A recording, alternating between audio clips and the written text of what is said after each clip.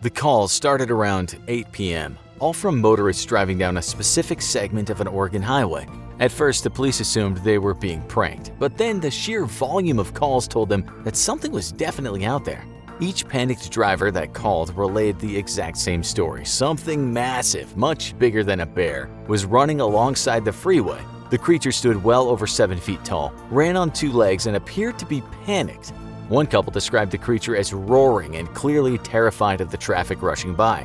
As driver after driver flooded local police lines, cruisers were immediately dispatched. Sadly, by the time they arrived, the creature had already plunged back into the deep woods of Oregon's forests. As the American population expands and pushes ever deeper into pristine and untouched forests that still span the North American continent, Bigfoot sightings continue to increase on a nearly year-by-year basis. While many of these are clearly hoaxes, as many more are misidentifications, the sheer volume of eyewitness sightings is enough to give any rational thinker pause. Could all of those sightings of the legendary creature truly be pure fabrications or accidental misidentifications? While once considered nothing more than a folk tale or outright hoax, the growing evidence for a population of Sasquatch on the North American continent has begun to lure in serious scientific experts, and a great number of those are becoming increasingly convinced after reviewing available evidence that something does indeed stalk the woods of the American continent. One of the most obvious and the first pieces of evidence of the Sasquatch phenomenon are footprints found in nearly all climates and environments across North America. The creature, now known as Bigfoot, got its name from reports of mysterious footprints found at a construction site in California, and the name has stuck ever since. A name which was well earned, as the footprints are quite massive, ranging an average of 18 inches in length. Yet the Bigfoot community would be rocked when in 2002 one of the construction workers who discovered the footprints, Ray Wallace, admitted to faking the prints. Not only that, but he had faked prints in many other areas of the country using his custom-made wooden big feet that he simply strapped onto and stomped around in. The entire phenomenon appeared to be dead, clearly a hoax from the start. And yet, this was far from the truth. Wallace's work sites throughout his lifetime were plotted out by researchers, which helped debunk many suspected sightings. Yet there was still a major problem. While Wallace was actively hoaxing, prints were appearing hundreds, even thousands of miles away. And what's more, Wallace's prints were not the first to be discovered. They were simply the first to draw national attention in such a large way. In fact, Bigfoot sightings and footprints have been reported since the dawn of the American nation, and Native Americans have long believed in and reported on the existence of the creature, claiming that they have lived alongside it for thousands of years. But perhaps this is all folklore, though it would still be difficult to explain why people on the other side of the country started hoaxing Bigfoot tracks at the exact same time as Wallace. If these tracks are indeed all fake, then these hoaxers are far more sophisticated than anyone ever suspected. Dr. Jeff Meldrum has long spoken on the specific qualities of Bigfoot tracks, and as the Associate Professor of Anatomy and Anthropology, as well as the Adjunct Associate Professor of the Department of Anthropology at Idaho State College, he's well qualified to speak on the subject. Meldrum is an expert on foot morphology and, most importantly, on locomotion in primates. Dr. Meldrum understands how primate feet are shaped by evolution and how this affects their locomotion. And while initially skeptical of the phenomenon, his investigation into hundreds of casts has now convinced him there's a possibility of an unidentified large primate in the American forests. Dr. Meldrum's conclusion is derived from several common qualities found amongst the footprint casts he considers to be authentic. The first is the identification of dermal ridges. These are patterns in the skin that are similar to that of your fingertips. And while drying plaster can sometimes form impressions that seem like dermal ridges, it's not a common phenomenon. The second piece of evidence is the presence of a mid-tarsal break, identified by the way that the footprint is created on the ground as the creature moves. This is a feature common to apes but not found in humans, and this is caused by the foot actually bending before an ape takes its next stride. Next is the spacing of the footprints themselves, which is often in excess of 3 feet. By measuring the space between footprints, the gait or walk of a creature can be measured, and time and again this figure comes up to such a superhuman value that it would be extremely biologically difficult and sometimes impossible for a human to hoax. But Dr. Meldrum is far from the only professional expert who believes in the possibility of a large unidentified ape. Police fingerprint technician Jimmy Shilkett became interested in the phenomenon after watching a Bigfoot documentary. when, in his own words, he was shocked at the appearance of primate-identifying characteristics in the plaster casts such as dermal ridges. The discovery propelled him to look into the phenomenon using his specialized technical knowledge as a fingerprint forensic specialist, and he became convinced that while some tracks were fake, others misidentified, a large enough body of them existed that pointed at the possibility of a large primate. If every Bigfoot track is being created by hoaxers, then clearly the real mystery here is why an army of primate anatomy and locomotion experts have been pranking the nation for decades. Perhaps the most famous and controversial piece of evidence, however, is the Patterson-Gimlin film, which purports to show the clearest footage yet of a large bipedal animal walking across a dry riverbed in Northern California.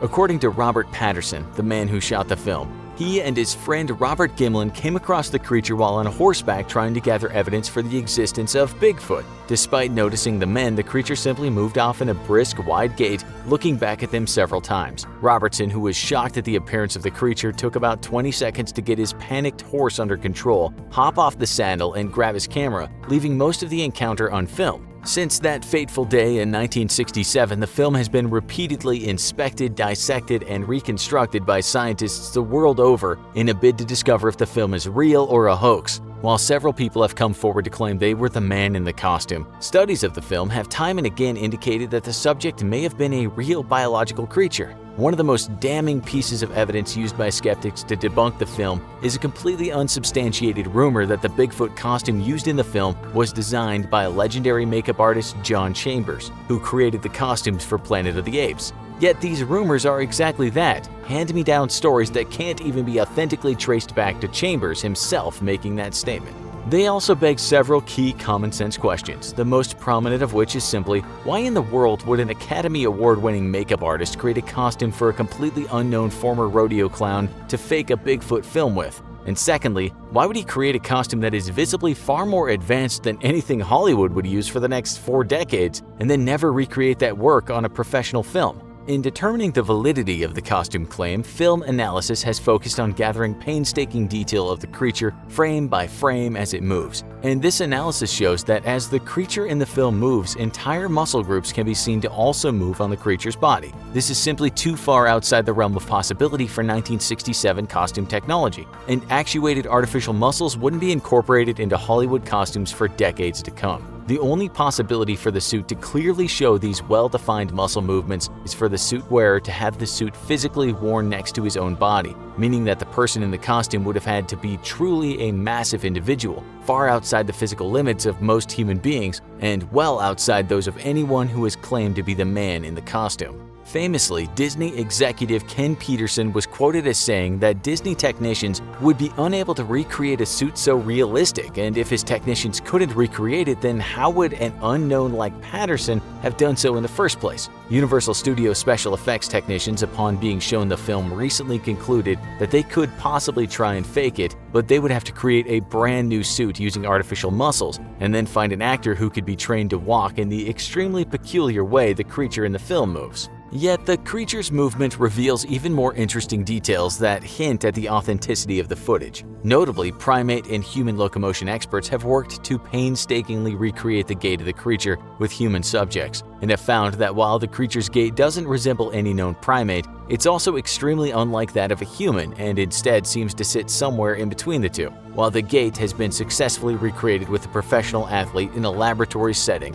even the researchers responsible for the study admitted that it was an extremely uncomfortable, unnatural movement that would be difficult to maintain for long periods of time. Dmitry Donskoy, head of the Department of Biomechanics at the USSR Central Institute of Physical Culture, agreed with the results of the recreation decades before it even happened, noting that the creature's movements were too natural and confident, while also unnatural for a human, for it to have been easily faked. Consider the rocky, uneven ground that the event took place in, and it speaks even more to the difficulty in hoaxing such movements. Even more damning for the hypothesis that the creature is just a man in a suit is that a computer reconstruction of the anatomy of the creature using known locations for the creature's joints shows that the creature has a far longer torso than legs, well outside the natural range of any human. Even skeptical reviews of the film have fallen far short of declaring it a hoax, with most studies simply noting that the creature's true identity cannot be determined, which is more than a fair statement for footage shot on 16mm film from such a great distance. Sadly, no hard evidence of the creature exists, which begs the question of how such a prominent woodland figure could exist and leave behind zero hard evidence. Many believe that the creature is more intelligent than a normal primate and believe that they may show some level of care for their dead, perhaps secreting them away in caves or other locations as a form of a very primitive burial rite. What is known is that the natural state of North American forests can actually work to decompose even bones and scatter them wide enough as to make their discovery difficult, if not impossible, especially if Bigfoot is a primate with a very low population. The low population theory is supported by much of the evidence gathered on the creature, with some estimates ranging at a population of only a few thousand across North America. Animals like Bengal tigers are very much real and have an even lower population count thanks to hunting by humans. They too rarely, if ever, leave remains to be discovered by humans, despite their environment being located mostly inside of the most populated country in the world, India. If we were to judge the existence of Bengal tigers by the same standard we use on Bigfoot, well, the scientific community would have very little actual evidence of their existence. Many Bigfoot researchers believe that the creature not only has a very low population, but one that is actively being made extinct by human activity. These massive bipedal creatures, if they exist, would require substantial range to support their massive caloric requirements. And while studies have shown that there does in fact exist enough subsistence in American forests to meet these requirements, the range of a family group of these creatures would have to be extremely large. With human encroachment into the wilds of North America and activities like the damming of rivers interrupting fish supplies, these elusive North American great apes may perhaps truly be our most intelligent relatives, but are surely on the way to complete extinction. Sadly, they may fade away entirely before their existence is conclusively proven, though perhaps sometime in the future remains may be discovered that show that once a great ape truly did stalk the American wilds. Ready for more spooky stuff? Check out the terrifying alien encounter that's never been explained. Or maybe you prefer a change of pace? Then check out this other episode here. Either way, click now, because it's definitely not a hoax that we have great videos.